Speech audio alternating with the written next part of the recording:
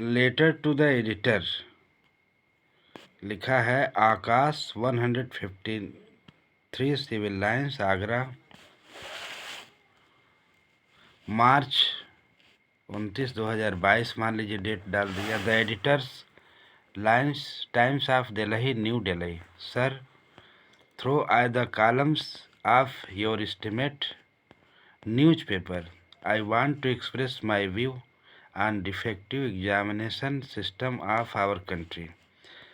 श्रीमान, अब मैं ध्यान दिलाना चाहता हूँ, बताना चाहता हूँ कि न्यूज़पेपर समाचार पत्र में I want to express my view, मैं अपना दृष्टिकोण व्यक्त करना चाहता हूँ ऑन डिफेक्टिव एग्जामिनेशन, दोषपूर्ण शिक्षा प्रणाली पर, ऑफ आवर कंट्री, अपने देश की।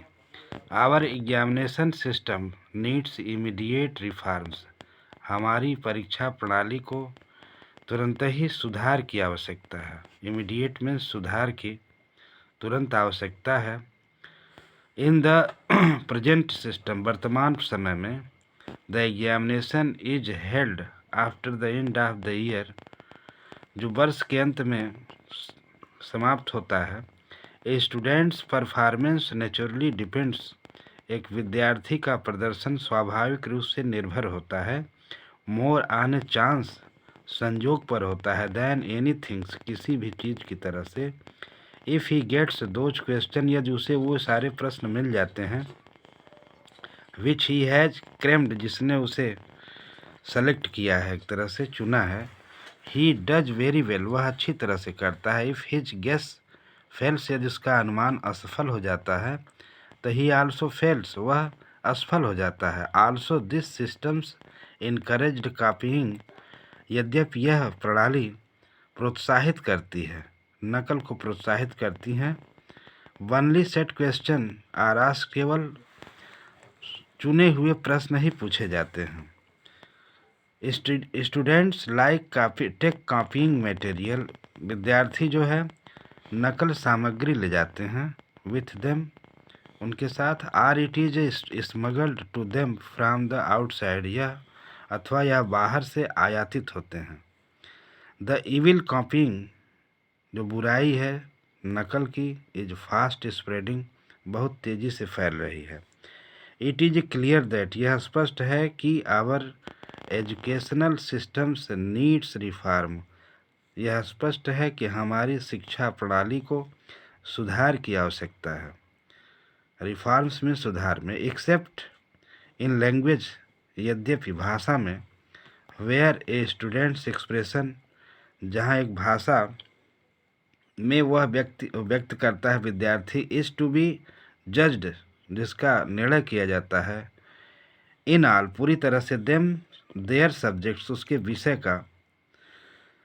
शॉर्ट ऑब्जेक्टिव टाइप क्वेश्चन, लघु उत्तरीय तरह के प्रश्न, शुड बी आस्क्ड, पूछे जाने चाहिए। बट ऑल द स्टूडेंट्स, लेकिन सभी विद्यार्थी, should not be given the same question paper, लेकिन सभी they should be given separate question paper, उन्हें समान तरह के प्रश्न देने चाहिए। सो दैट, जिससे कि दे कैन नॉट कॉपीइंग, वे नकल न कर सके। Also there should be negative marking, यहाँ पर नकारात्मक मार्किंग भी होनी चाहिए। टू चेक, जांच करने में। That tending of the answering, प्रश्न देखने में। क्वेश्चन बाय गेस, जो प्रश्न अनुमान पर लगाए जाते हैं, अनुमान कार्य पर लगाए जाते हैं। There should be 3 or 4 test in a year, एक वर्ष में 2, 3 या 4 परीक्षा होनी चाहिए। इन दिस वे, इस तरह से। वी कैन इम्प्रूव, इस तरह से हम सुधार कर सकते हैं। The standard of examination system, अच्छी परीक्षा प्रणाली के पद्धति में सुधार कर सकते हैं। थैंकिंग, धन्यवाद। योर फेथफुली आकाश, आपका आकाश। यहाँ पे सेक्शन सी है। फ्रॉम द गिवन 4 अल्टरनेटिव, दिया गया है 4 अल्टरनेटिव क्वेश्चन हैं। Choose the most appropriate option, और जिसमें से सही ऑप्शन का चुनाव करना है। Which is the correct option? I have given 2 sentences. कौन सही प्रश्न है दिए गए वाक्यों में?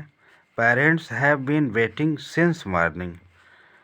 पेरेंट्स जो हैं प्रतीक्षा कर रहे हैं सुबह से। They want to meet the counsellor, तो इसमें है the counsellor has been waiting to meet the parents since morning है। दूसरा वाला है parents had been waiting to meet the counsellor since the morning है। यहाँ तीसरा भी parents are waiting to meet the counsellor in the morning. Parents have been waiting, यहाँ पर parents have been waiting since morning, चूँकि ये उत्तर है आपका समय से संबंधित है, प्रेजेंट परफेक्ट टेंस से है।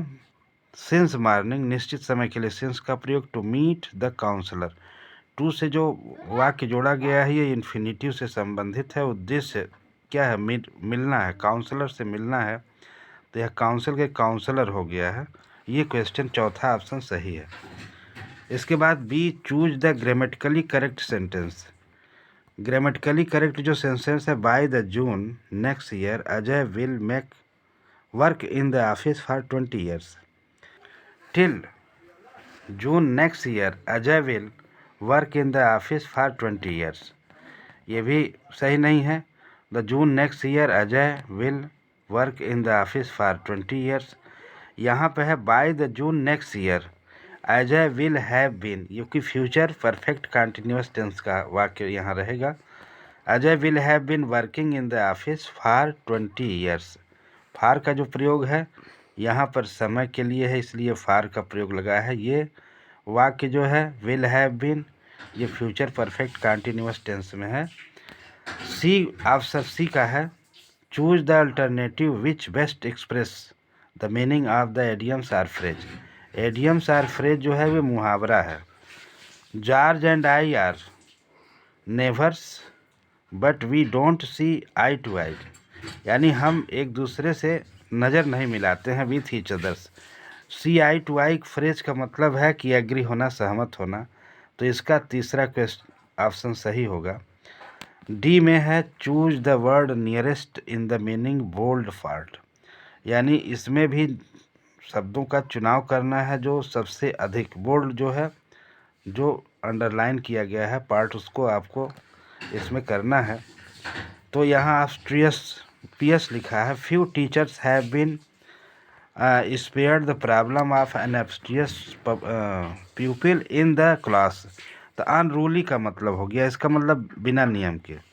Choose the right words, fill in the blanks. I banged my, यहाँ पे टू शब्द होगा। Answer the following question as directed, प्रश्न जो दिया गया है यहाँ पे डायरेक्ट किया गया है, यानी 2-2 नंबर के प्रत्येक प्रश्न है। कुल मिला के 10 क्वेश्चन है ग्रामर से।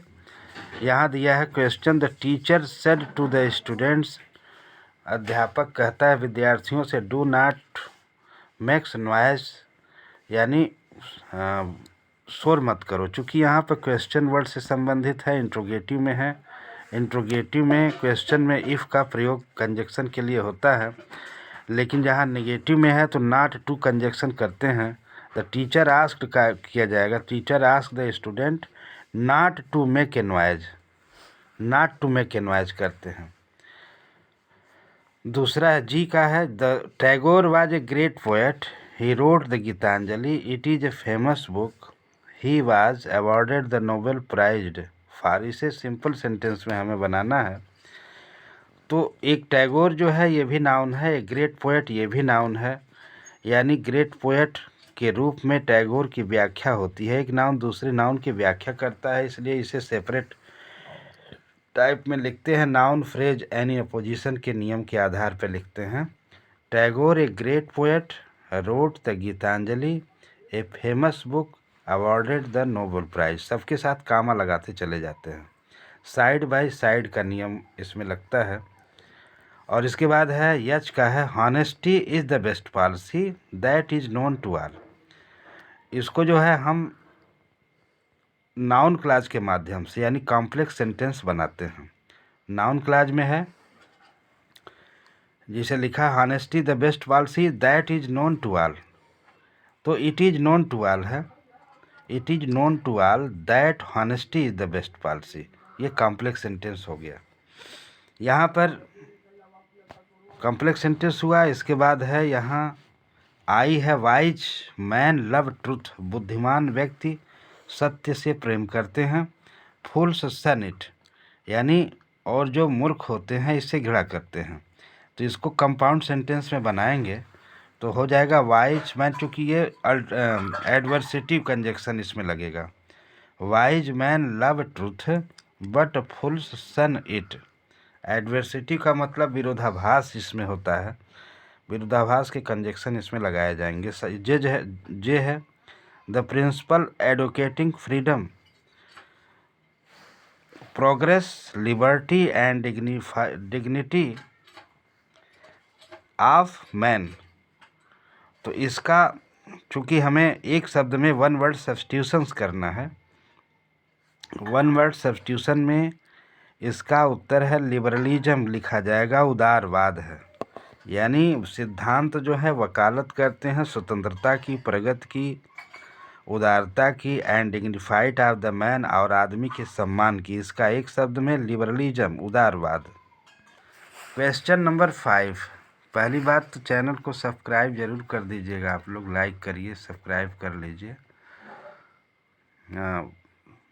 Translate the following into English, अंग्रेजी में इसे हमें अनुवाद करना है। हिंदी में लिखा है भारत एक महान देश है, इसका अतीत बहुत ही शानदार रहा है। विदेशी आक्रमणकारियों ने इस देश को लूटने का प्रयास किया, इसकी संस्कृति तथा इसके ज्ञान विज्ञान को मिटाने का प्रयास किया, परंतु देश प्रेमियों के बलिदान और बहादुरी के कारण वे सफल नहीं हुए।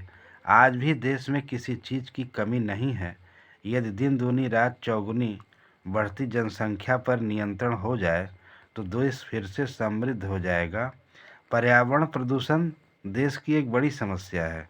इस ओर प्रत्येक देशवासी नागरिक को जागरूक होने की आवश्यकता है। आपसी भाईचारा और मेल जोल की भावना को सदैव बढ़ावा देने की आवश्यकता है। भारत एक महान देश था, आज भी है और सदैव रहेगा। इसका अनुवाद आप क्रम से जब करेंगे, India is a great country, भारत एक महान देश है। Its past has been very glorious, इसका अतीत बहुत ही गौरवशाली है। फॉरेन इन्वर्डर्स यानी विदेशी आक्रमणकारी tried to rob this country, इस देश को लूटने का प्रयास किए। They tried to destroy its culture, वे इसकी संस्कृति को नष्ट करने का प्रयास किया। नॉलेज ज्ञान को एंड साइंस और विज्ञान को, बट ड्यू टू सेक्रीफाइस लेकिन बलिदान के कारण, एंड वैल्यूज साहस के कारण ऑफ इंडियंस पैट्रियोट्स भारत के देशभक्तों के नाते, they were not successful it, वे इसमें सफल नहीं हुए। इवन टुडे लेकिन आज भी, there is not shortage of any things in the country, लेकिन फिर भी आज भी देश में किसी चीज़ की कमी नहीं है। इफ़ द पॉपुलेशन यदि जनसंख्या ग्रोविंग यदि बढ़ती हुई जनसंख्या, बाय लिप्स एंड बाउंड्स इस पर हम नियंत्रण कर लें तो इज ए कंट्रोल्ड, और यदि इसको बढ़ती हुई जनसंख्या को यदि नियंत्रित करते हैं तो the country will again become prosperous, तो दोबारा संपन्न हो जाएगा।